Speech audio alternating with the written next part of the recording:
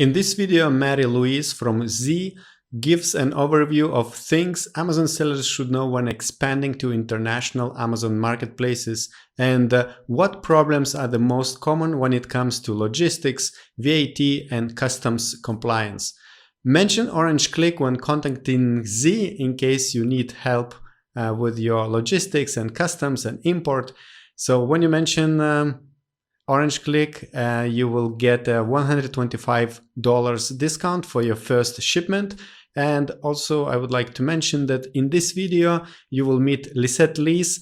She works with different Amazon sellers and brands, and she hosts Orange Klik videos. And finally, if you like content we produce, don't forget to click the like button below and subscribe to our channel.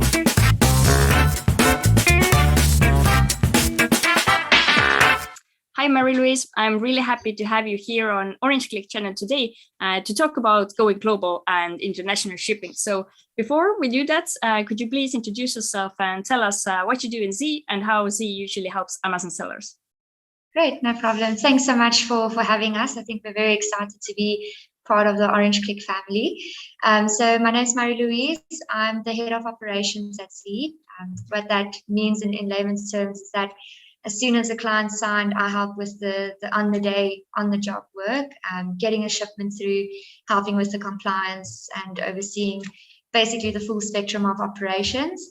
I started as head of operations when Z started. I'm very excited to see how we're growing and where we're going to go in the next few years.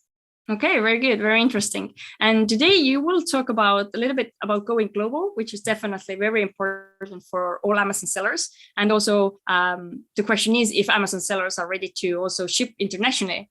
So I know you have prepared the slide deck for us. So go ahead, share your screen and let's enjoy your presentation.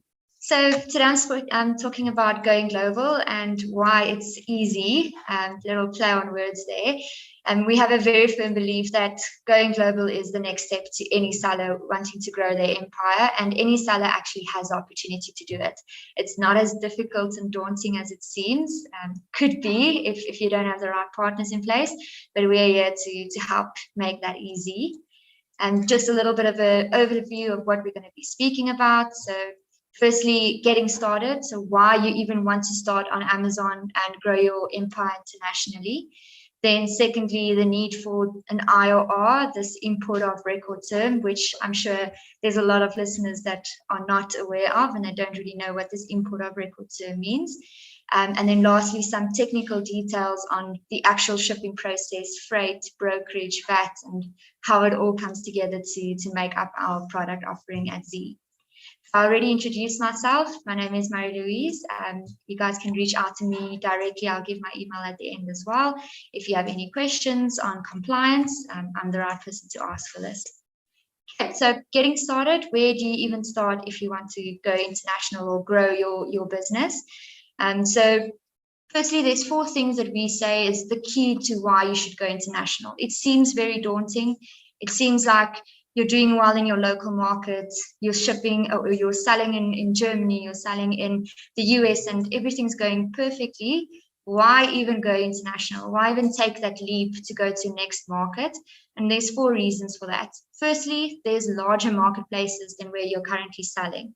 Even if you're selling on Amazon.com in the US, it could be that there's a bunch of marketplaces out there that could overflow your potential that you already have.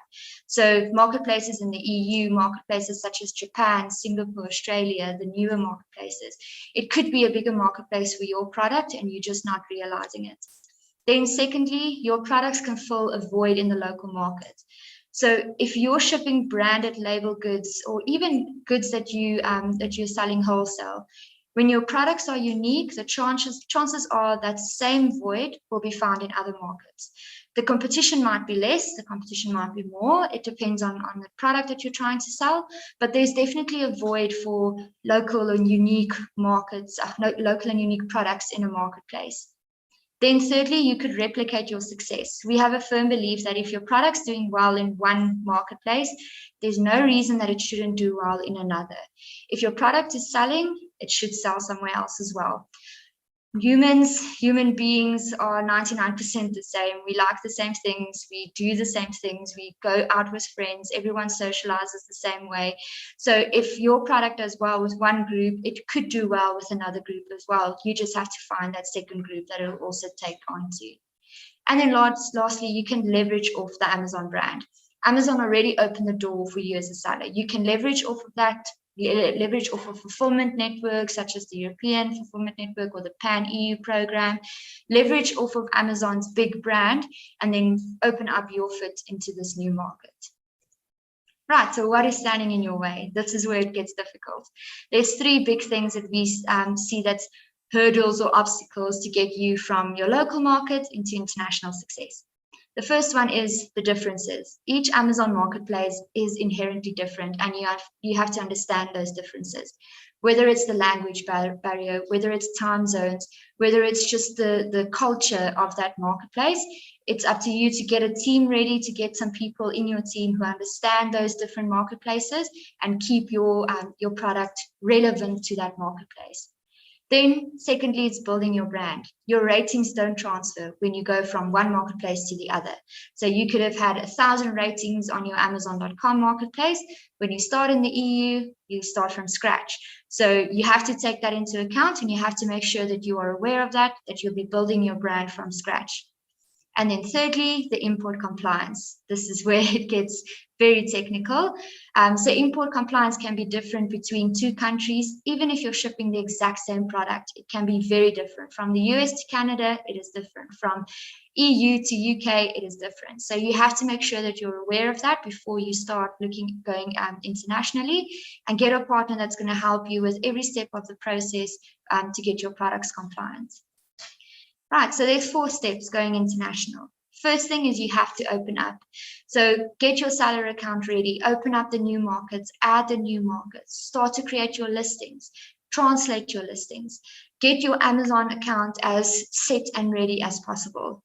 This is where I would recommend reaching out to partners or to other companies who specialize in account management, in international translations, just to help you get that very good foundation for opening up your account.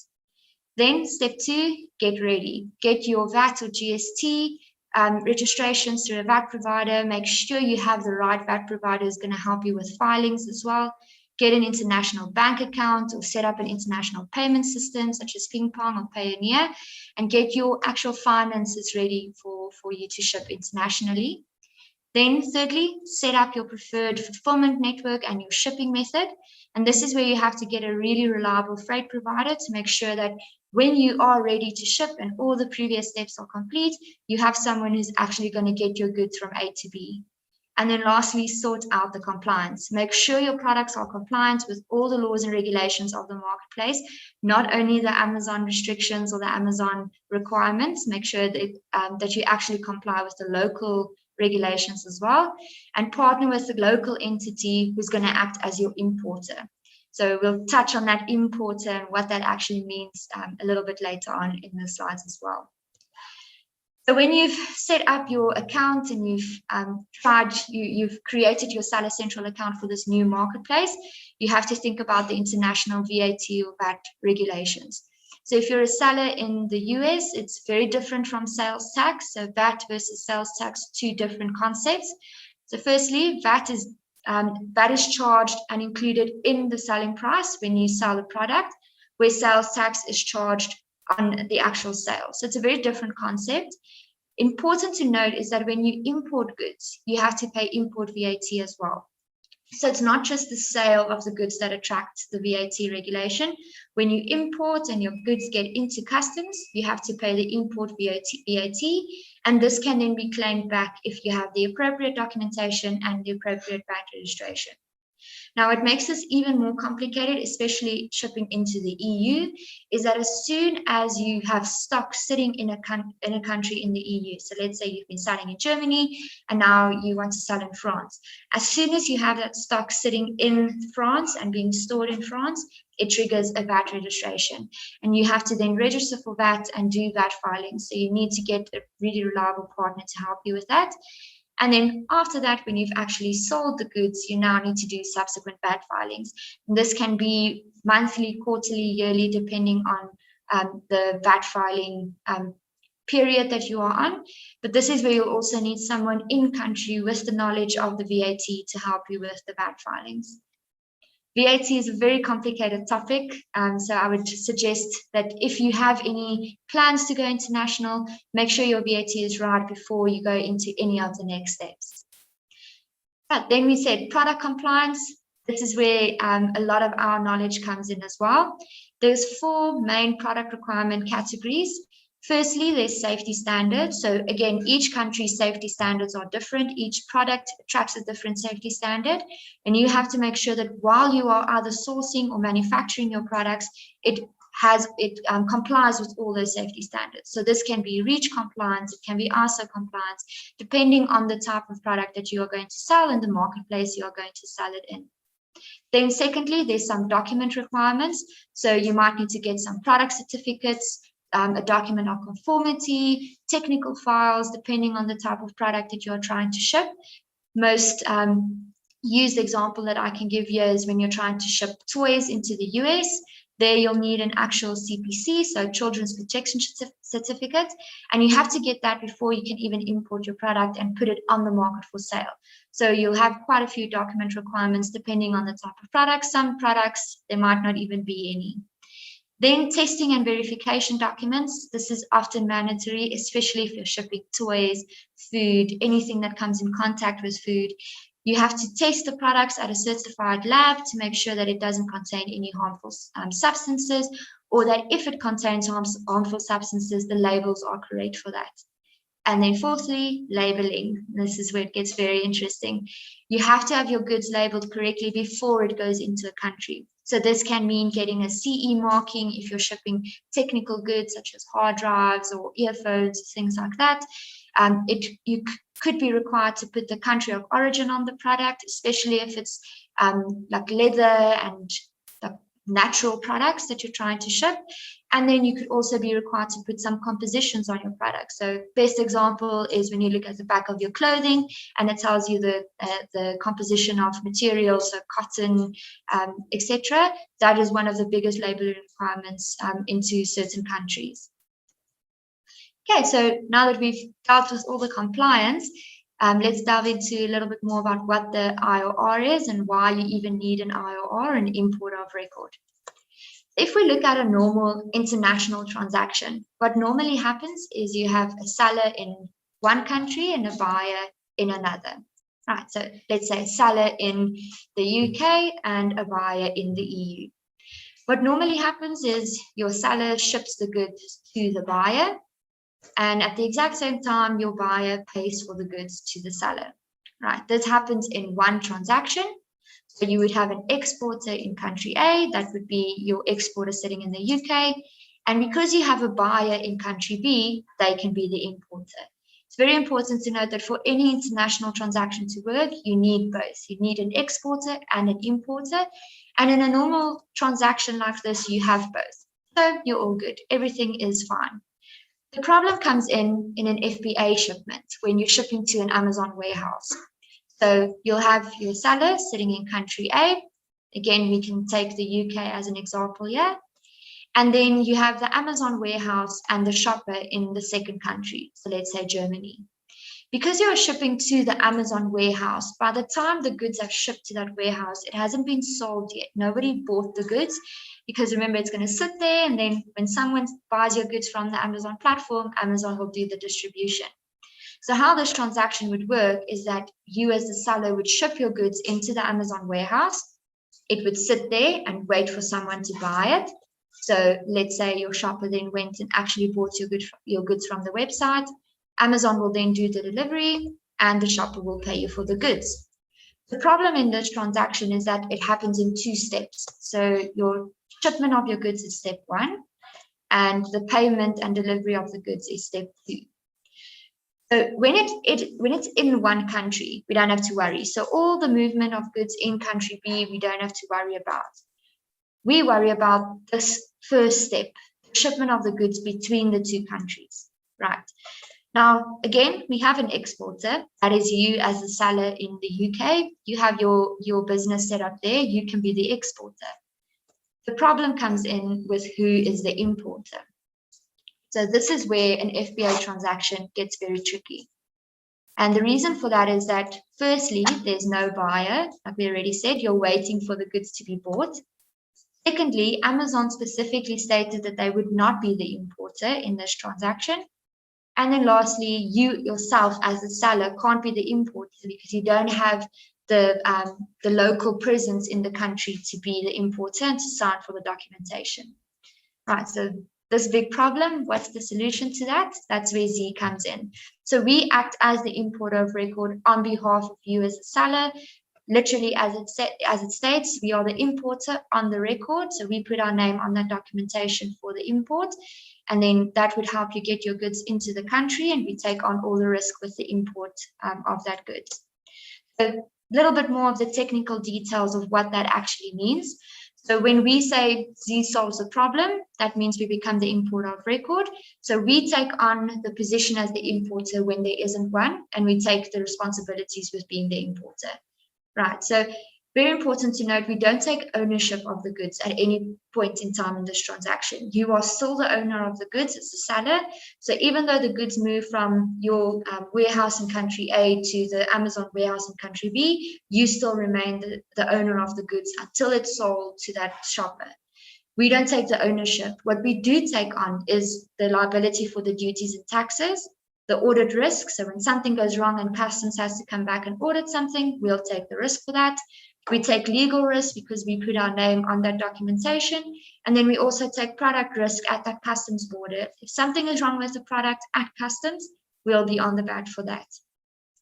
Right, so this is our product offering then to assist. We are the importer of record, so we're responsible for actually filing all the documentation, paying over the duties and taxes. For this part of the service, that importer of record part, we charge a percentage-based fee, acting as the importer for any shipment, and that would be a risk-based fee for the risk we take. Secondly, the international freight. We have freight partners such as DHL and FedEx, and we have arranged quite significant freight discounts with them, so you can leverage off that due to our big shipping volume, and that would then mean that you only have to worry about the pickup of the goods at your warehouse and the delivery to the Amazon warehouse. Everything in between, we will take care of. And then lastly, the VAT reclaim. Like I said previously, the VAT can be quite a big chunk of your shipment. So you have to pay that import VAT when it gets into customs. In some countries, it can go up to 20%. So it's quite a big number. But we give you the documentation and we clear the goods in such a way that you can reclaim that VAT. So you use that documentation in your VAT filings and then reclaim the VAT and actually get that cost saving back. So you don't lose the VAT on your shipment. It's going to help save you a lot of your margin on your products. Right, just to summarize a little bit what happens in this transaction. Firstly, we are the IRR. We act as the IRR, the importer of record. Secondly, we organize the freight for you. So we assist with the air freight. And then thirdly, we appoint a customs broker to actually make sure that the clearance happens and that it happens smoothly. That's the most difficult part for most shippers, is when it gets to customs and you don't know what happens with your goods then. We have a customs broker in every country to make sure that it happens smoothly. You don't have to stress about your goods getting stuck. Okay, some of the documents that you might hear quite a lot when you start going internationally. Firstly, it's the product compliance documents, like I already stated. So you'll have to make sure that you have either one of the four that's necessary for your product and have that ready when you try and ship. Then you'll need a commercial invoice. So the commercial invoice is the document that states who the parties are that's involved in this process, what line items you're trying to ship, the HS codes for those line items, the values, so that customs can use that document to process the customs clearance, right? If you use us as your importer of record, we provide you with the commercial invoice, consigned perfectly so that your shipment goes through. Then your airway bill. So if you are shipping from the UK to Germany and you're using our FedEx or DHL air freight solution, we'll provide you with the airway bill so that your goods can actually be picked up and dropped off at the Amazon warehouse. The documents that you'll obtain from us after this clearance. So firstly, you'll get your proof of delivery, which means that your goods actually arrived at the Amazon warehouse. And then secondly, you'll get your customs clearance document and all the documents you need for your customs, all the documents that you needed for customs clearance, and that you'll then use to reclaim your VAT and give to your accountants to make sure that your VAT reclaim is possible. Right, so that is a little bit in a nutshell of what import of record actually is and what you need for customs compliance and logistics. To go international is not that daunting if you have the right people on your side, and that's where Z comes in to make sure it is easy. Okay, perfect. Thanks so much for your presentation and also encouraging Amazon sellers to really go global because, yeah, listening to you, these are big topics. But I'm sure if you have the right partner, then nothing is, undoable. So actually, my first question to you would be that among all of these different things, international freights, VAT, customs, what do you think, what is usually the most difficult one for Amazon sellers to work with and just to understand? I think it's a little bit of a twofold question. Mostly you don't know you need it until you need it. So a lot of our sellers try to ship and they try to go and make it happen. And then when they get to customs, they're stuck. And the first question that they normally ask is, who's your import of record? And they don't know what import of record is. And then Mr. Google is your friend. So that's the very first thing is you don't know you need it until you try and do it by yourself. That's the one thing we're trying to take away. So you come to us and we help you with the whole process instead of only when that shipment is stuck, when you actually need it. And the second thing that we're hearing quite a lot from our clients is the product compliance. There's no one to go to ask all these product compliance questions. What do I need and when do I need it and how do I even go about getting it? It's one of the biggest hurdles that we're seeing. We have a full compliance team that takes clients' products as and when they come in and make sure everything's ready. So we'll point you in the direction that you need. So if you say you're sending pet eye drops, you send that product specs to us and our compliance team will look at your product, make sure you need this certificate and that COO on your label, and then point you to the right people to help you with that. So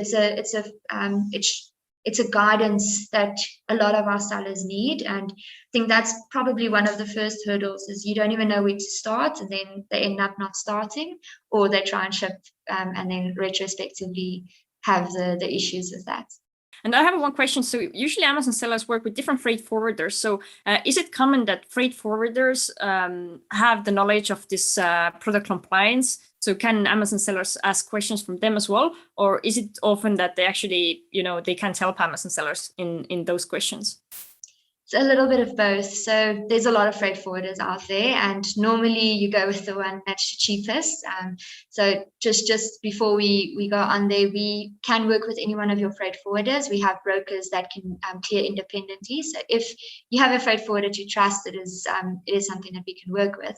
But what makes it difficult is that a lot of freight forwarders, they're also pressured, so they try and get goods through without the compliance being in place. And sometimes it slips through and you get quite a big container filled with goods through customs without any compliance being done on that shipment.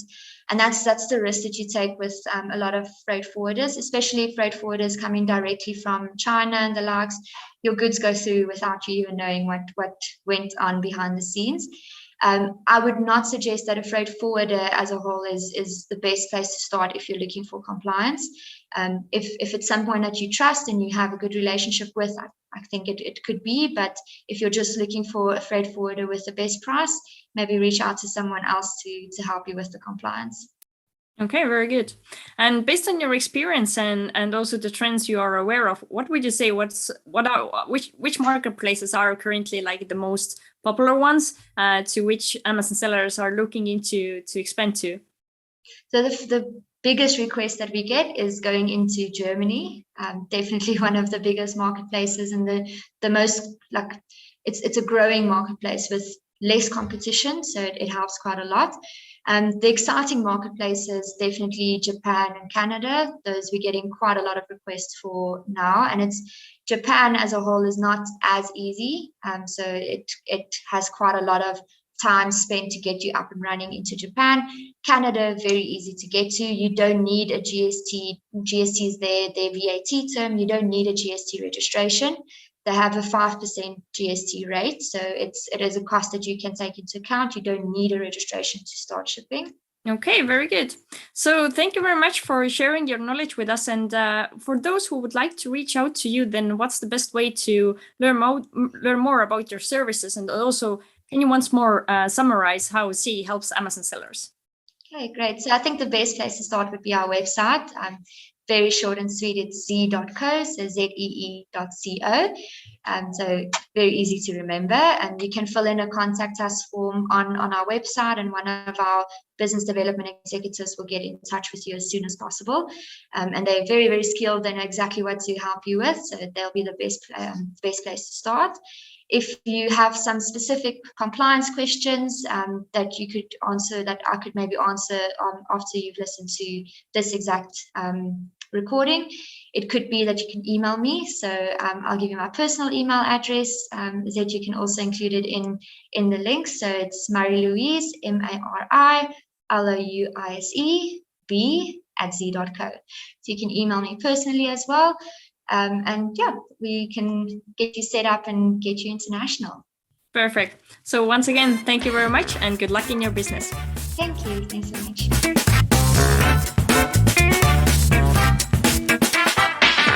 Hit the like button if you find this video helpful, and also if you want to get in touch with Z, they can help you with your international shipments, customs, imports.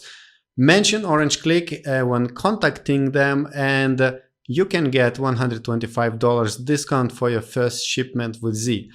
And here is another video where Anton Herman from Space Goats tells how to expand Amazon FBA business to Europe with no more bureaucracy, taxes, or suspensions. Check this out.